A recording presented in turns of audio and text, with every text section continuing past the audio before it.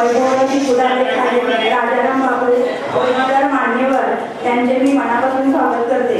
आज जे काही यश क्लासमध्ये मिळालेले आहे ते आई अंबाबाई चंद्रसेन यांच्या कृपेमुळे, आई वडील, भाऊ व इतर वडीलधाऱ्यांच्या आशीर्वादाने, मुलांच्या व सरांच्या सहकार्यामुळे आज क्लासची स्थापना 1997 साली झाली। मी क्लास चालू करायच्या आधी मागेरी असताना 12वी मध्ये क्लास चालू केले। त्यावेळी आमच्या शेजारी एक जाधव मावशी म्हणायच्या होत्या, त्यांनी एक 10-15 मुलं माझ्याकडे पाठवून दिली आणि सांगितले की तू क्लास घे। त्यावेळी प्रॅक्टिकल कॉलेज हे सगळं असल्यामुळं मी त्यांना सांगितलं की ते शक्य नाही, परंतु तरी सुद्धा त्यांनी आग्रहाने त्या मुलांना पाठवून दिलं। मी 12वी पासून ती एक बॅच घेत होते। 1994ला माझा विवाह झाला। 1996-97 ला मी नागठाणे येथे कन्या शाळेमध्ये सर्व्हिस केली। काही अडचणी आल्यामुळं नागठाणची सर्व्हिस मी सोडली आणि क्लास घ्यायचा निर्णय घेतला। 97 ऑगस्टला मी क्लासला सुरुवात केली। एक तर क्लासेस लेट चालू केल्यामुळं मुलांची संख्या कमी होती। त्यावेळी भाड्याच्या खोलीमध्ये ही क्लास सुरू केले। त्यानंतर 1998 साली 2 खोल्या वरती पत्रे घालून बांधल्या। एका खोलीमध्ये पाळणा, घरातलं सर्व साहित्य असायचं व बाहेरच्या खोलीमध्ये मी क्लास घ्यायचे। मुलांची संख्या त्यावेळी 30 पर्यंत होती, परंतु नावांना मुलांची संख्या वाढायला लागली आणि 2001 साली मी नवीन इमारत बांधण्याचा मी आणि सरांनी निर्णय घेतला। त्यावेळेला खाली राहायला 4 खोल्या व वरती क्लाससाठी एक मोठा हॉल असं बांधण्यात आलं। त्याचवेळी 10वी रिपीटरची बॅच मी घेत होते। 10वी रिपीटरच्या बॅचमध्ये मी विद्यार्थ्यांना असं सांगितलं होतं की 10वी नापास झाल्यास पैसे मी परत देईन। ह्या बॅचच्या मुलांचं ॲडमिशन जुलैमध्ये व्हायचं आणि ऑक्टोबरमध्ये निकाल लागायचा। माझ्या क्लासच्या मुलांचा रिपीटर बॅचचा सुद्धा 100% निकाल लागायचा। बरीच मुलं माझ्या क्लासमध्ये अशी होती की वडील वारलेले, त्यांना पोलीस भरतीला चान्सेस होते, परंतु गणित विषय गेल्यामुळं त्यांना नोकरी लागत नव्हती। अशी विद्यार्थी सुद्धा माझ्या क्लासमधून पास होऊन 10वी गेले आणि वडिलांच्या जागी सर्व्हिसला लागले। बरेचसे तर सीमा गोंदी नावाची एक स्त्री 2 मुलं झाल्यानंतर माझ्याकडे 10वी रिपीटर बॅचला आली आणि ती सुद्धा पास होऊन गेली। 150 पैकी त्यावेळी गणित 150 मार्काचं होतं, तर 150 पैकी 2-2 मार्क्स पडणारे विद्यार्थी सुद्धा ऑक्टोबर रिपीटर बॅचमध्ये पास व्हायचे। त्यामुळे कमी अवधीमध्ये माझ्या क्लासचा नावलौकिक झाला। रिपीटर बॅचमुळेच खरं नावलौकिक झाला माझ्या क्लासचा। कुंदर परगावचे विद्यार्थी गोगाव, बांबोडे वगैरे घ्यायचे। रिपीटर बॅचसाठी तरी मुंबई, पुणे, कोल्हापूर लांबून विद्यार्थी त्यांच्या नातेवाईकाकडे यायचे आणि तिथं राहून माझे क्लास जॉईन करायचे। त्यामुळं कोणतीही जाहिरात न करता माझ्या रिपीटर बॅचमुळेच माझ्या क्लासची पब्लिसिटी जास्त झाली। आज क्लासमध्ये टोटल 12 बॅचेस आहेत। 550 विद्यार्थी म्हणजे माझ्या क्लासमध्ये आहेत। माझ्या प्रत्येक बॅचचं लिमिट 50 आहे। 50च्या वरती मी ॲडमिशन घेत नाही। 10वीचे ॲडमिशन माझे मार्च फेब्रुवारीमध्ये पूर्ण होतात आणि इतर ॲडमिशन एप्रिल-मे मध्ये पूर्ण होतात। 50च्या वरती बॅच घेत नाही। बरेचसे वेटिंग लागतात। पालक आग्रह करतात आमच्या विद्यार्थ्यांना बेंचवर बसायला जागा नाही मिळाली तर मिळू दे, तर खाली बसू दे, तर ॲडमिशन द्या। काय पालक तर डबल फी देतो, तर ॲडमिशन द्या अशा याच्यावरती येतात। माझ्या क्लासमध्ये आता टोटल 3 शिक्षक आहेत आणि मी असं सकाळी 6 पासून 11 पर्यंत आमच्या बॅचेस असतात। आठवड्याला टेस्ट असते झालेल्या प्रकरणावरती। टेस्ट झाल्यानंतर पालकांची सही असते आणि परत टेस्ट आम्ही सोडून घेतो। पालकांची पालक मीटिंग वर्षातून 2 वेळा घेतो। पालकांना सगळा आराखडा दिला जातो। नियमित हजेरी असते। जर विद्यार्थी 2-3 दिवस ॲब्सेंट राहिला तर पालकांशी संपर्क साधला जातो आणि त्याचबरोबर इतर जे उपक्रम राबवतो। क्लासमध्ये LCD आहे, त्याच्यावरती सीडी दाखवली जाते। CCTV कॅमेऱ्याची सोय आहे। मुलांसाठी बिस्लरीच्या पाण्याची पण सोय केलेली आहे। मुलांना जेवढ्या सोयी देता येतील तेवढ्या सगळ्यांनी सोयी केलेल्या आहेत। वर्षातून एकदा 10वीच्या विद्यार्थ्यांसाठी सहलीचे आयोजन केले जाते। ट्रॅव्हलने आम्ही सहल काढतो, कारण 10वीसाठी शाळेत सहल नसते। त्यामुळं मुलं परत जोमाने अभ्यासाला लागतात, त्यांना 1 दिवसाची एन्जॉयमेंट होते। त्यामुळे सकाळी जाऊन संध्याकाळी परत येण्याचे असे 1 दिवसाच्या सहलीचं आयोजन केलं जातं। हा माझा आता क्लास विदाउट जाहिरात कोणतीही न करता आता वलूज तालुक्यामध्ये वेटिंग लागणारा 1 नंबरला माझा क्लास आहे। SSL क्लासला बरेच ह्या वर्षी असे प्रॉब्लेम झाले की राजा कोकणातून एक मुलगा इकडे आजीकडे राहायला येणार होता क्लास शाळेसाठी, तर त्या येऊन मला विचारल्या की तुमच्या क्लासमध्ये मॅडम ॲडमिशन मिळत असेल तर मी त्याला इकडे मी शाळेला आणणार आहे. म्हणजे असे पालक बरेच आहेत की क्लासला ॲडमिशन मिळालं तर शाळेमध्ये इथं घालतात. असे बरेचसे केसेस माझ्याकडे ऐकायला सुद्धा मिळाले आहेत. तर दिवसेंदिवस निकाल चांगला लागतो. गेल्या वर्षी पण माझा निकाल चांगला लागलेला आहे. 90% जवळजवळ 20-25 जण गेल्या वर्षी क्लासमध्ये सुद्धा झालेले आहेत. पण तो इतका मोठा कार्यक्रम मी कधी घेतलेला नाही. आज क्लासला माझ्या 18 वर्ष पूर्ण झालेले आहेत. हा क्लास उभा करण्याकरता मला खूप कष्ट करावे लागले. ज्या वेळेला 97 साली मी क्लास ओपनिंग केला, त्यावेळेस 97 साली ओपनिंग केल्यानंतर माझी कन्या यशस्वी ही जन्माला आलेली नव्हती. तर 13 सप्टेंबरला माझ्या कन्येचा जन्म झाला. तर अक्षरशः दवाखान्यात मी लास्ट स्टेपला ॲडमिट होईपर्यंत मी क्लास घेतले. शुक्रवारी संध्याकाळपर्यंत क्लास घेऊन नंतर डिलिव्हरीसाठी जाऊन ॲडमिट झाले. त्यावेळेला सामायिकचा कालावधी आणि सामायिक परीक्षा आणि सामायिक म्हणजे ती दिवाळीची सुट्टी असा दोन्ही मिळून मला 1.25 महिन्याचा कालावधी विश्रांतीसाठी मिळाला. मग त्या विश्रांतीच्या कालावधीनंतर 1.25 महिन्यानंतर मी पुन्हा क्लासला सुरुवात केली. माझ्या क्लासमध्ये मी खंड पाडून दिला नाही.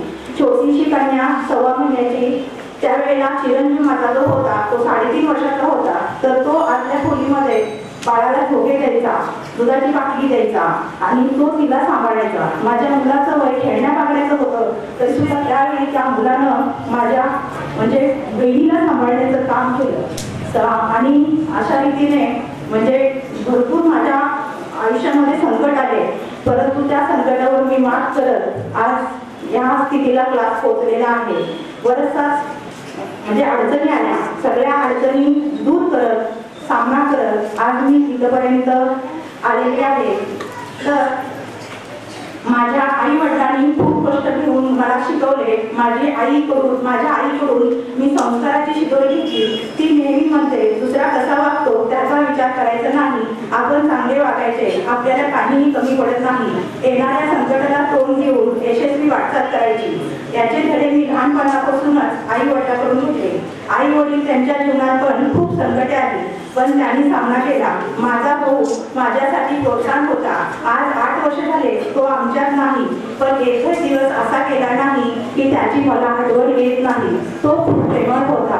आत्मविश्वास, जिद्द व चिकाटी करण्याची प्रवृत्ती असेल तर आपण यशस्वी होऊ शकतो. हेच मला आज तुम्हा सर्वांना सांगायचे आहे. प्रत्येक यशस्वी पुरुषाच्या मागे एक स्त्री असते असे म्हणतात, पण आज मी म्हणते प्रत्येक यशस्वी स्त्री मागेही एक पुरुष असल्याशिवाय ती स्त्री यशस्वी होऊ शकत नाही. सरांनी मला प्रत्येक गोष्टीला प्रोत्साहन दिले. जशी परिस्थिती असेल त्याला जमवून घेतले. कधीही कोणत्याही गोष्टीचा अट्टास केला नाही. त्यामुळे सर्व काही शक्य झाले. मुलांचेही सहकार्य मिळाले. आज मी पूर्णपणे समाधानी आहे.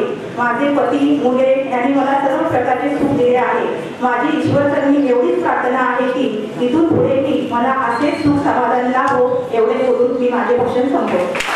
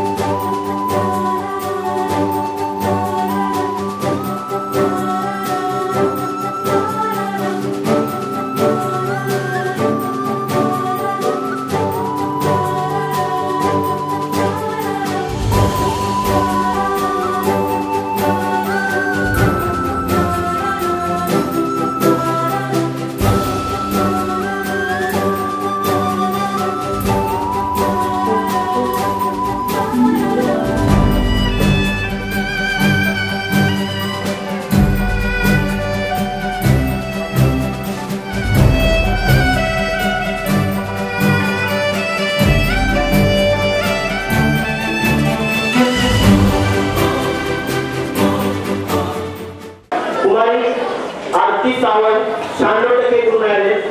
हे लकी विद्या मंदिरमध्ये प्रथम आले आहेत. जिल्हा गणितात 100पैकी 100 गुण मिळाले. त्याचा सत्कार मी प्रमुख पाहुणे श्री वैभव साहेब यांना विनंती करतो की काही सत्कार करावा. ओरडायचं नाही, फक्त टाळ्या कशा वाजवल्या तुम्हाला माहित आहे. त्या पद्धतीने टाळ्या फक्त वाजवतात, ओरडायचं कोणी नाही. नंतर बघा रणजित सावंत 94 गुण लकी विद्यामंदिरमध्ये दुसरा आलेला आहे. त्याला गणितात 100पैकी 99 गुण मिळाले. 93.7% गुण मिळवून हा लकी विद्यामंदिरामध्ये दुसरा आहे. वैभव साहेबांना विनंती करतो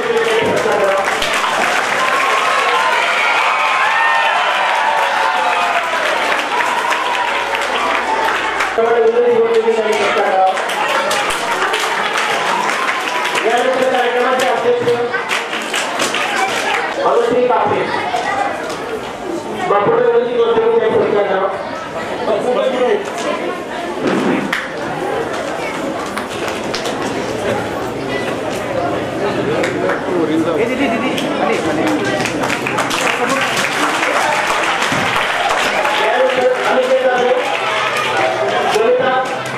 पैकी 99 मार्क पडले. त्याचाही सत्कार बापू करावा.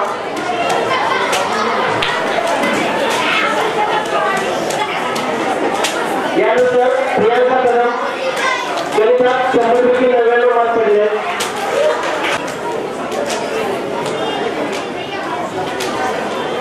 यानंतर आजच्या कार्यक्रमाचे सत्कार मूर्ती ठेवून सत्कार करावा. यामध्ये 100पैकी 100 गुण मिळाले. साक्षी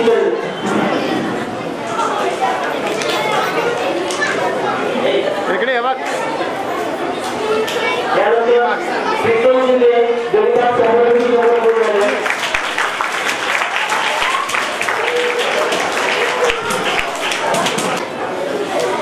यानंतर पलीकडे कुणाल गोडबोळे गणितात 100पैकी 100. कुणाल गोडबोळे गणितात 100पैकी 98 मार्क. हे पलीकडे समोर बघा आता समोर.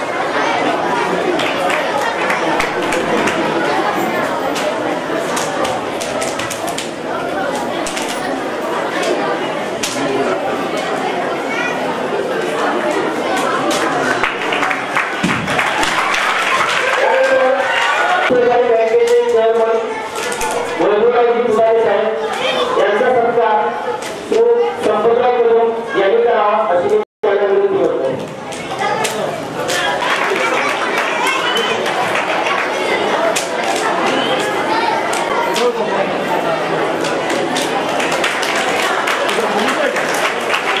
यानंतर पशु शिक्षण प्रसारण मंडळाचे सचिव त्याबद्दल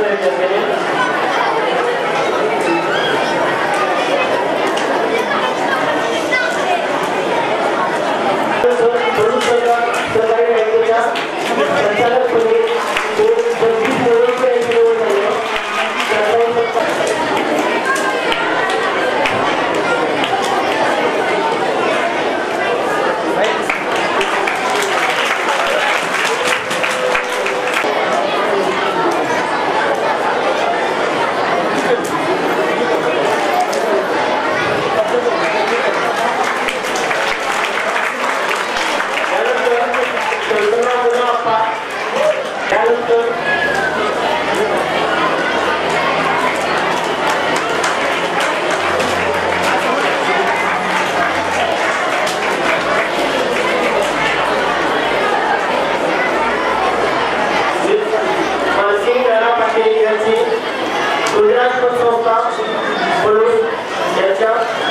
संचालकपदी चेअरमनपदी निवडलेले याचा सत्कार श्री संदेश यांनी करावा असं विचारलं.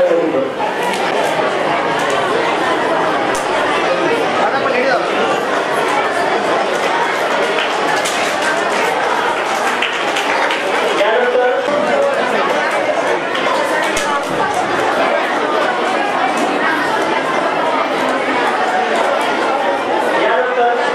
आमचे सर आमचे मित्र